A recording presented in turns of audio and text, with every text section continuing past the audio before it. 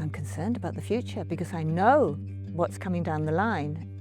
I met my first climate scientist in 1976. He said, we're burning up too much energy and the planet can't absorb the heat. Now, I had no idea what this meant in scientific terms, but I could see he was worried. We know what's happening now, but I saw it happening from the 70s, through the 80s, through the 90s. No one seemed to be waking up to it, only the climate scientists. We're reaching, or have reached, some tipping points. We're going to reach other tipping points, and there's no going back. One of the earliest occasions of meeting Ricky was when she was rightly cross that her beloved patch here had been hacked. And there was a breakdown in communication between the strategy and the plan and the practice on the ground. So together we made sure that it was a dedicated preserved space, that it wouldn't be included on the grass cutting rota. I used to look at this space and think, well, it's just a patch of grass. If it's not being used, why not do something else with it? A purely curated garden with non-native species is actually not that great for wildlife.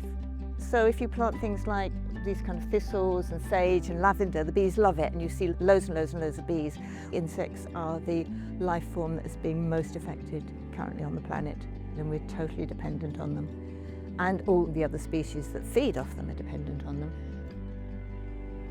From that, I got to know her more. She would be typically looking after the environment she was passing, clearing drains, but also reporting any instance to me that could actually improve the environment.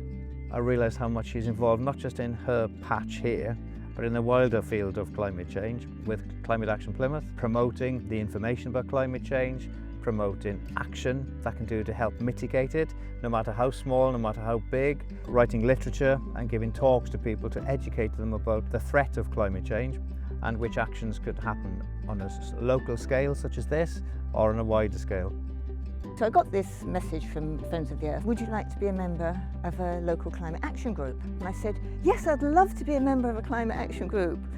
And they wrote back to me and said, well, there isn't one. But you can set up one. As a group, you have more influence and you also learn. I've learned so much from being part of Climate Action Plymouth. We have engineers, we have scientists, people with PhDs. We share knowledge, we discuss ideas, and we consider how we can best influence those who have influence. Somebody told me that if councillors receive more than 3, 4, 5 emails on a subject, they begin to sit up and take notice. You need people pushing up from below to create change, and we can only do things by all working together.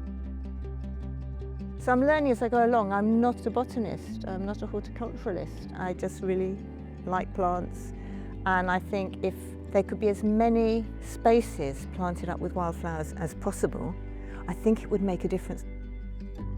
Government has its role to play, local councils have its role to play, but actually communities have their role to play in as well, either individuals, and it always starts from an individual. We do need people like Ricky and the people she works with to actually get the message out there to the communities we live in, the city we live in, councils, government, anybody who's interested. It's kind of pollinating an idea.